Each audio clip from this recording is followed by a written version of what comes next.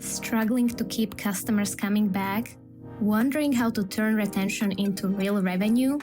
Whether you are just starting out or a seasoned business pro, join us to explore AI-driven innovations, churn prevention strategies, and customer success tactics that actually work.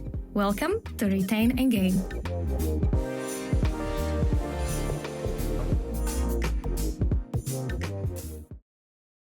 Hi everyone, and welcome to another episode of Retain and Gain. I'm Michaela Carpenter, your host, and today's episode is very special because it's another episode in our May AI coverage, where we are asking one question about AI. Today's question is, AI, may I optimize a customer journey? And we have Thomas from Planhat to answer this question. Welcome. Thank you, Michaela. Excited to be here. Thomas, can you tell us a little bit about yourself, your background in customer success, post-sales operations, and what are we going to talk about today? How can AI impact this process? Yeah, happy to be here, and a little bit about myself. So I've been working in B2B SaaS for the last 15 years. I'm currently the VP of Sales at Planhat. I've been with Planhat for the last 2.5 years. Prior to joining Planhat, I was actually director of CS. I ran CS teams. I joined Planhat in part because I had actually used it in a previous life and I saw the benefit. You know, I had been living in spreadsheets and 5 different systems trying to understand my customer, and bringing all of the customer data together, understanding risk and health and all of those things was a game changer for me. And so it's very easy to get behind a product that you've used and you've succeeded with. So yeah, that's a little bit about me, and then AI in the customer journey is a big one. It is all people want to talk about, I feel, when we get on customer calls, and there's a lot that Planhat's doing with AI that's very exciting. There's a lot that our customers are doing that's really sort of pushing things forward, and yeah, I'm sure we'll get into that in more detail. So you have a very extensive experience in post-sales operations, customer success. Over the years, how do you see that AI developed in this space? It's all been very fast and very recent. I think even 2 years ago, from one time to 2022, AI came up in 0 conversations as CS leaders were evaluating Planhat and other CS platforms. Fast forward to 2025, it comes up in 100% of I conversations. agree. And I think it's, this is the whole world, right? Like, rewind time 3 years, there wasn't even much publicity about AI. And now every time you open any news app in the world, it's the top story, and there's always something exciting and new. And I do think from Planhat's perspective, our CTO is incredibly smart and incredibly plugged in. He knows more than anyone about AI, and he's always been very practical, and I might even add skeptical. You know, he's the first to say, well, wait a minute, that sounds good, but let's think it through. And we've taken that approach in our product. So we haven't done a lot of, gimmicky marketing around AI. We haven't been out there in the market saying it's, going to replace your CSM or anything like that. And I think that's been a fear, right? I think everyone in every role has said, is AI going to come for my job? Like, is AI going to replace me? But especially when I think about customer success and what that role really is at its core, right? Like, I need to understand my customer deeply. I need to have a relationship. I need to steer them towards their desired outcomes, which may change from time to time. And if I don't have that, good understanding of not only their business, but them as people, it's very hard for me to do my role well. And so I personally feel like it's a role that could never be replaced by an AI agent. And now I know I'm going off topic here a little bit, but No, but I think that's definitely a big topic because you and I, we met at this conference in the US, and one of the big topics there, actually, like one of the opening topics was that like all of you that are sitting here are in a couple of years going to be replaced by AI. So I think that little grain of skepticism that you mentioned, that's actually really good to have. And I won't call out these companies specifically, but there are a few companies that have gotten a lot of publicity lately that are really pushing AI agents to replace full-time employees. And I think people are buying, they are selling, they are growing, but they're churning a lot. And I think part of that is people buy with this idea that this AI agent is going to operate like a full-time employee. And that's just not the right expectation, right? We are And not there yet. we're not there yet. They need very specific tasks. They need time to learn, just like an Hmm. employee would need time to learn. But I can say what is certainly true already today is anything, if you think about support. So we actually use Intercom. We really like their product, and about a year ago they rolled out Finn, which is their AI product that can help answer support questions. And it took a little while for us to train Finn. We gave it access to all of our knowledge base and all of the answers, but early on it was hallucinating, it was giving incorrect answers, and we almost gave up on it. But we stuck with it, and sure enough, like it does learn. We did train the model, and now Finn is able to answer almost 50% of our support inquiries. Oh, that's nice. But that still means it's unable to answer 50%, right? Like Yeah. 50% of people writing in aren't looking for something that they could find on their own in the knowledge base. And that's what Finn is good at, right? It scans the knowledge base and it gives you the right Hmm. answer. It's something simple. How do I do this? Or I can't do that. Or how do I reset my password? Okay, that it's very good at. But most people coming into support, they've got something a little bit more complex, or I should say at least 50% of people, right? And in those situations, you really need to think through things with context.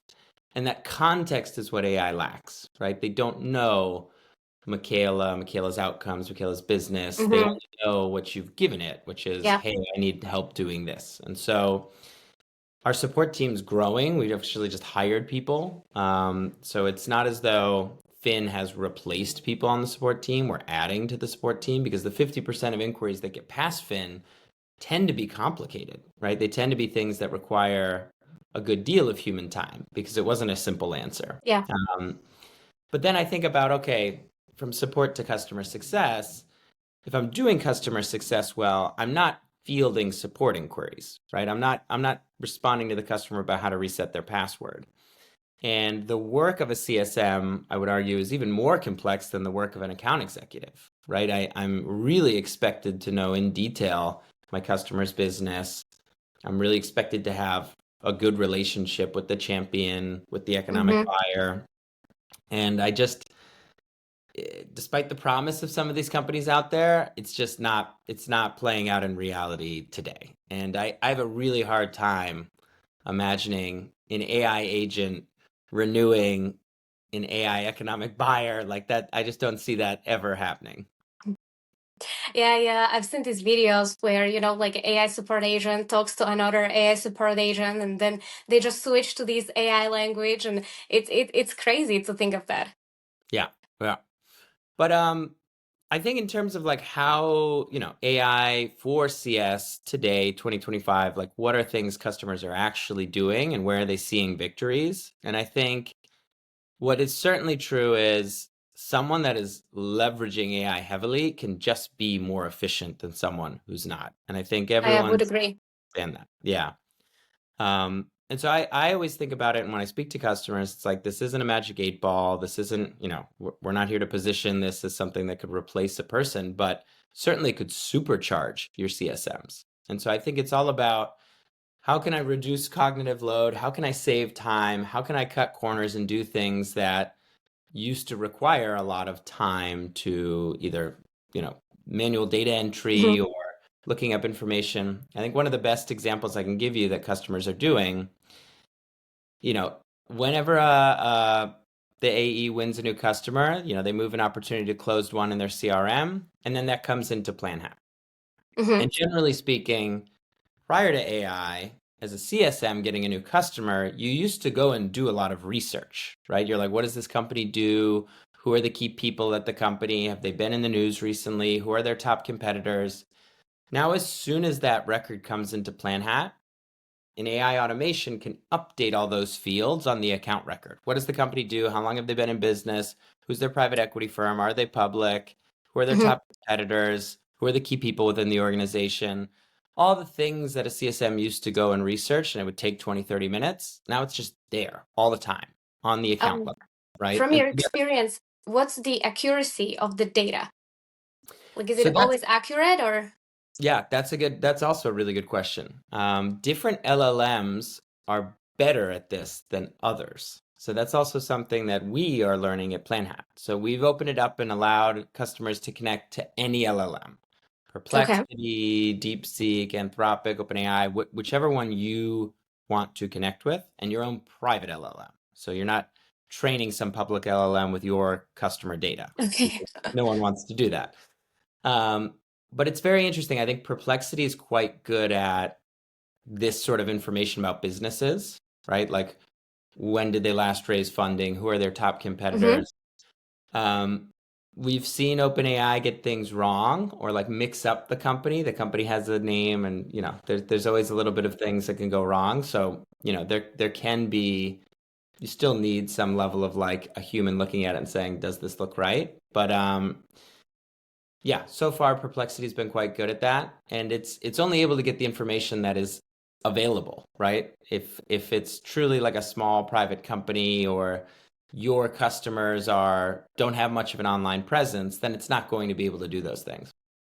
Awesome. And in your experience, how can implementing this type of AI help them streamline the post-sale processes or even automate something like that? Is it possible? And did you see any success stories that you can share?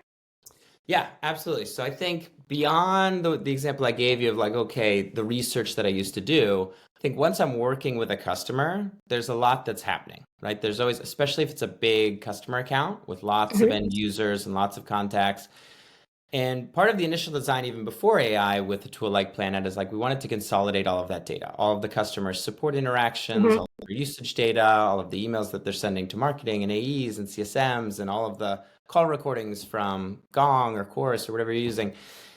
And I think with a big account, a lot of times that's many, many, many interactions, right? Like you look at their timeline in Planhat and it's like tons of emails with different people, a lot of support ticket interactions, lots of call recordings with different people, and a whole bunch of meeting notes. And one thing that's, I think, helpful for an executive coming in, like let's say I wanted to do some sort of executive alignment and, my CEO is meeting their CEO.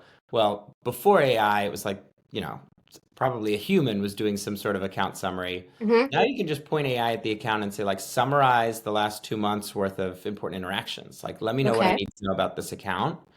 And I think that's very valuable because AI is so good at doing that, right? It's like it gives you the key details that you need to know. But from a CSM perspective, I'm on the account. I don't need an account summary to tell me, I know the key things. But I think one thing that's very interesting is, especially on a bigger account, I might know you really well. I might know the economic buyer really well. Mm-hmm. But all of a sudden, there's a new contact who reaches out to me that I don't know so well. And prior to I would have to dig into who is this person and what's their usage look like on the account and did they respond to the last survey result? How long have they been at the company? Now what you can actually run in Planhat is an AI report on the end users. So Mm-hmm. before I get on the phone with you, I could say, run a quick report. Tell me everything I need to know about Michaela and her interactions with my product. What was did she respond to the last survey? What was the survey response? Is she an active user? Does she have any open support tickets? And that's one of those quick efficiency gains, right? It's like I'm using AI for efficiency gains. I'm Mm-hmm. busy. I'm on customer calls all day. I don't want to go into a call unprepared with a new contact on this account. So I just use AI to summarize all the information that we know about her. And then I can get on the call with a bit of context. So saving a lot of time, sounds like. Saving time is really I think the key way that customers are seeing success with AI today. And it's supercharging a CSM, right? It's like, I'm a CSM. What I really want to do is spend time creating value for my customers, on the phone with my customers. I don't want to spend time researching and preparing and looking things up. And prior to AI, that's a lot of a CSM's job, right? A lot of it was prep work and research and things that can quickly be summarized and reduced for a CSM with AI. Is there a number from the top of your head that you can think of, like how many hours are we talking about when we eliminate this research, summarization, and all of this administrative work? How many hours per day or per week can you save? Yeah, I think it obviously is going to vary. Like it's hard to Oh, say yeah. across the board it's this many. But one of our customers estimated that they were saving across a team of 5 CSMs 100 hours per week. Oh, wow. Per week. Now, this was very high touch. These were big customers. There was a lot of research that went on. And maybe that's an extreme example of efficiency gains. But I think everyone listening to this podcast, if you think about the work that you do, if you're in customer success, every single day you're spending a lot of time researching things and looking information up that AI could summarize for you, that AI could find for you. And so we touch based on high touch or, serving high level customers. What about the digital touch? Or if you are a CSM or if you are a company that doesn't necessarily even have established CS function, but still they are using some sort of tool to serve a large amount of digital customers, how can they utilize this type of AI? Yeah, this is also very interesting. And I think a lot of people, I mean, one thing AI is quite good at is like give it a prompt and it can create content, Mm-hmm. right? And so I think a lot of digital is about creating content that's relevant to the customer based on the customer's experience. And so when I think about a long tail, if I have 1,000 low value customers and I don't have a CSM on them and I don't know much about them, it's quite hard to create content that's going to be relevant to each one of them based on what they're doing or not doing or their industry. And so again, what you can do in a tool like Planhat is like, I have all the data about that customer in a single location, right? If you just think Mm-hmm. about Planhat, it's like a data platform. So I know how much they're using or not using the product. I know what industry they're in. I know, who the key people are and what their names are. And so with all of that, it's quite easy to say OpenAI, come up with content that will help me achieve some outcome. So it's all about the prompt. It's like as I think about scaled CS, I'm not just trying to keep it warm. I'm trying to drive a certain behavior, right? And I think one of the more common ones is with your long tail, it's like, I want them to adopt my product, right? Like Mm-hmm. a big challenge and a big reason for churn in any long tail is like they never use the product enough. And Oh, yeah. so if I want to get them to use it, I not only need to send them like a reminder to use it, but ideally it's like personalized content. Ideally, I'm giving them hey, Michaela, saw that you were hoping to achieve X. Other customers in your industry, like da da da, are using the product to do Y. And I'm trying to put content together that's going to resonate and drive a certain behavior.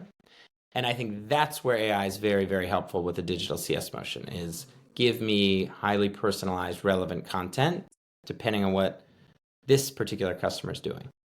Do you think that AI is going to advance in next, let's say, 6 months or to a year and be able to deliver even more on this type of customer journey? I'm certain it will. I'm certain it will. And I think everything's always going to come back to, do you have the right data?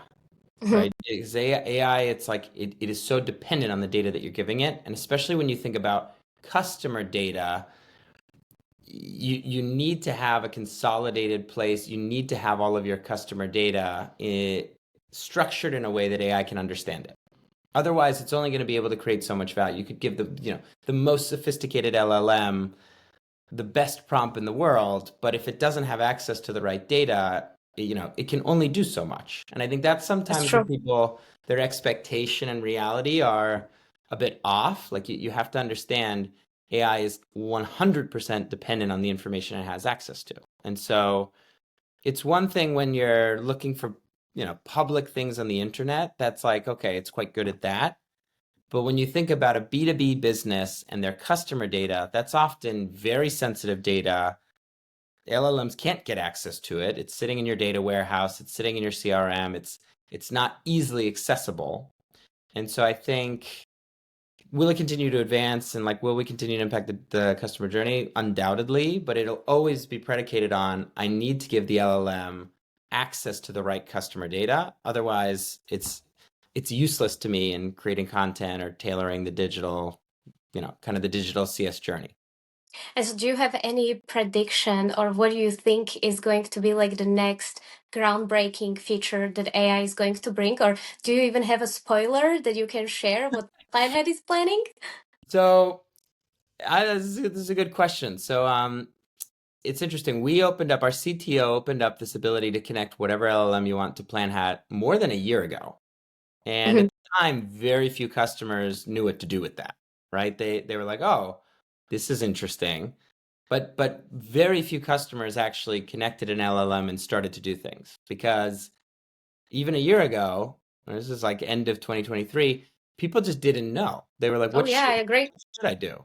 What should I be doing with my LLM and Planhat? And our CTO is a smart guy. He's like, they'll just figure it out. And what we've learned doing customer success ourselves is most people need a lot of guidance. What should I be thinking about? Like, how should I be using this? And so one of the better examples I'll give you that a customer recently did is, I can have all this information about my customer that goes into a health score, and I don't even need AI for that, right? I can look at their Mhm. product adoption, economic buyer engagement, number of support interactions. Like, I can look at all those things and create a health score and identify risk. But one thing that traditionally people have not been able to incorporate into a health score is, what is the state of my customer's business? Are they doing well as a company?